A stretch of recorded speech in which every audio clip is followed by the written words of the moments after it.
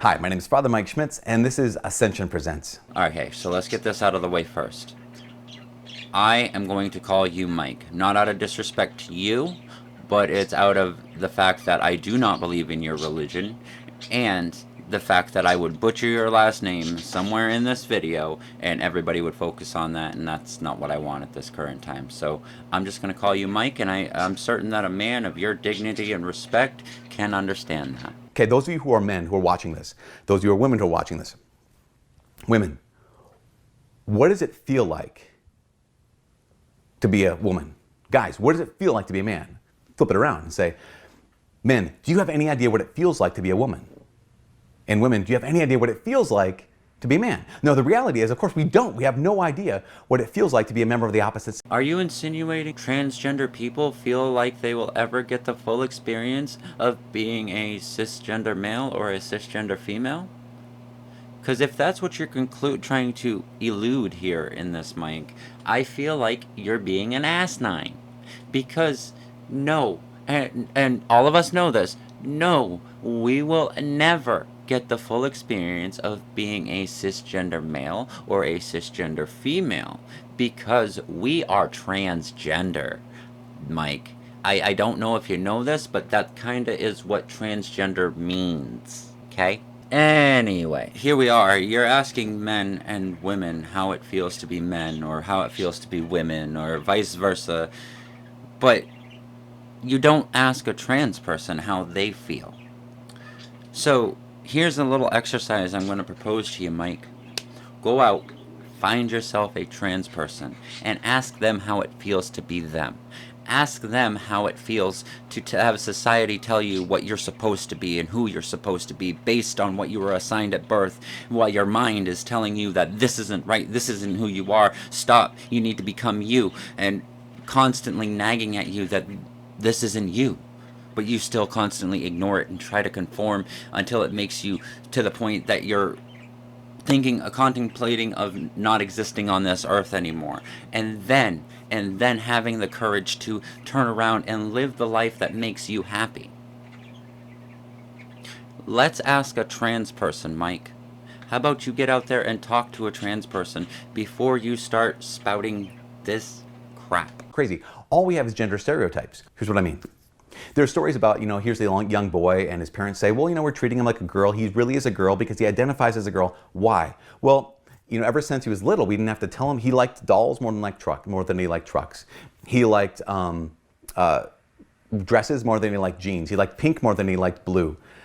And you think of that, wait a second, that's how you know that your little boy is actually a girl? Because he just happens to like things that are traditionally associated with girls? It's just something that's arbitrary. Skirts, that women wear skirts, is arbitrary. That women play with dolls or over trucks is arbitrary. Okay, Mike, so let's first get into this part of it. There's quite a bit more to it than just liking things that are traditionally considered to be of the opposite gender. There's considerable more into it than just that. For you to just put it in that little tiny box is ridiculous, first off. But anyway, if it's all so freaking arbitrary, why is it such a big problem? Why is it such a concern for you all if it's so arbitrary? Okay? That begs the question. How about we answer that question, Mike? In fact, I think about this. One of my older sisters, growing up, she was what you would call back in the day, since I'm old man, what they call back in the day, they called her a tomboy. Why? Because she loved hunting, she loved fishing, she was incredible at sports. The field, she's in medicine right now, she's a doctor. The field that she's in right now is a field traditionally associated, dominated by men. Her husband is a stay-at-home dad. Now, she is hard charging, she does a lot of, she's really smart, she takes the bull by the horns, all these kinds of things. Things that are masculine traits. Now, wait, is she a man? No. Why? Because she's a woman. She's the mom of her kids. Yes, Mike. Yes, she is still a woman, where her psyche and everything lines up to the gender she was assigned at birth. Her gender identity aligns with that of which she was assigned. She is a cisgender woman, meaning she aligns with the gender she was assigned at birth. Trans women And trans men do not align with the gender that they were assigned at birth. My brother-in-law, he's patient, he's kind, he's gentle with his kids, stay-at-home dad. Traditionally, things associated with women. How do we know he's not a woman? Well, because he looks at his body reveals that he's actually a man. Yes, there's that example again of the cisgender. In this case, we have a cisgender male who, again, identifies with the gender that he was assigned at birth. Just because people will take on roles that are not considered traditional does not make them transgender. It's when their mind, their heart, their soul, and their body does not align. Okay? So that is simply what a transgender person is. Somebody that their heart, their soul, their body, and their mind does not align. Okay? Here's the crazy thing is if my perception doesn't match up with reality, it's not reality that has to change, it's my perception of reality that has to change. Except the only known way to treat a trans person for gender dysphoria or for being trans is gender affirming care. And it actually ends up saving more lives than any other treatment. Proven the most successful way to treat a trans person is through gender affirming care, meaning hormones, meaning surgeries, meaning whatever they need to do to get to a point where they're happy and content in their life. We all know this when it comes to, I'm sure some of you have this experience of people in your life who have suffered from something like another kind of body dysmorphia. Hold on, Mike. Did you say body dysmorphia? From something like another kind of body dysmorphia. Because I think you're confused here, because gender dysphoria is what trans people go through. Body dysmorphia is, let me go to the scientific definition here. Body dysmorphia or body dysmorphic disorder is a mental health condition characterized by an extreme preoccupation with perceived flaws in one's appearance, which is not the same thing as gender dysphoria. Gender dysphoria, Mike, is a condition characterized by distress or discomfort that arises when a person's gender identity differs from the sex they were assigned at birth. See, Mike, body dysmorphia and gender dysphoria are not the same thing. So whatever your argument is for this is null and void. So I might just take it out because it has no bearing on this conversation. Something like anorexia. There's a young woman that I remember working with years ago. It was painful. She was in the hospital because she was so thin. She was 98 pounds. But she still perceived herself as being fat. Say, no, I still feel fat. I still feel fat. Like, wait a second. Body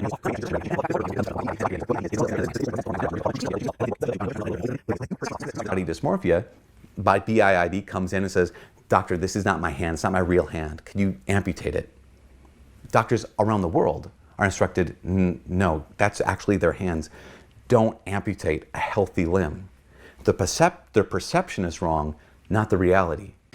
So first off, he is still talking about body dysmorphia. So that is all null and void. But for argument's sake, I am going to tell you that gender dysphoria, one of the only known treatments, successful treatments for gender dysphoria, is gender affirming care. And again, that's gender dysphoria, not body dysmorphia. But when it comes to sex, we all lose our brains and we all lose our minds. And a man goes in or a woman goes in and says, doctor, these external genitalia are not mine. They're not actually a part of me. I perceive that they shouldn't be here. And apparently we're okay with doctors saying, okay, well then we'll have sex reassignment surgery or gender reassignment surgery. The fact that you make it seem so easy is laughable at best. It just goes to show your further negligence in the information that you're throwing around. Because no, it is not that easy to even think about getting SRS. You have to jump through many hoops, some of which are talking to a counselor for years, to living as your desired gender, the gender that you identify with, for years before you can even think about having them. Just to name a couple, you know. But there are many more that you have to do before you ever even can think about having the surgeries. So therefore, again, your point is null and void. And yet, that seems to be kind of covering over the real problem, just like amputating a healthy limb will be covering over the real problem. In fact, that's the conclusion that a guy named Dr. Paul McHugh came to. He was the chief psychiatrist of Johns Hopkins Hospital. So this isn't like a crackpot doctor. This is the chief psychiatrist, ex-chief psychiatrist of Johns Hopkins. He dealt with a lot of these cases of people who identified as transgender. They saw themselves as a member of the opposite sex. And with sex reassignment surgery, he said, yes, some of these patients experienced a satisfaction of that reassignment, but they were still disturbed. They were still hurting. So she felt satisfaction that she got the SRS and her mind and her body finally aligned. But that SRS didn't take away the other things that were going on inside her mind? It's almost like getting treatment for one diagnosis doesn't solve another. Almost like people can have more than one thing going on inside their minds at a time. Jesus, never heard of that. And he came to this conclusion. He said, we had to stop doing sex reassignment surgery because, he says, we found that producing satisfied but a still troubled patient seemed an inadequate reason for surgically amputating normal organs. I'm going to call bullshit on your mic here, because there is no doctor out there going to look at these results and say that they need to end care. Because that's like saying, oh, well, we treated this one diagnosis with this correct treatment, but it didn't take care of everything, so we're going to stop that treatment, that one treatment for that one thing, because it didn't solve everything that was going on with this person. That is ridiculous. That is ignorant. And if a doctor is actually saying that, they are a fucking quack. Just to let you in on a little secret, I did a little bit of research into your claim that Mr. McHugh said that they should stop doing surgeries at Johns Hopkins. And he was dying of mesothelioma the year you made this video. And Johns Hopkins very much still does vaginoplasties, orchiectomies, and penile implants. Just saying. Stop right there. What were you going to do? Just watch the video and leave? Without even leaving a trace of your existence? Don't you know that liking, sharing, and subscribing is a great way to show the creator that you enjoyed their content? Plus, you won't miss out on future uploads from this creator? What's wrong with you? Have you no decency?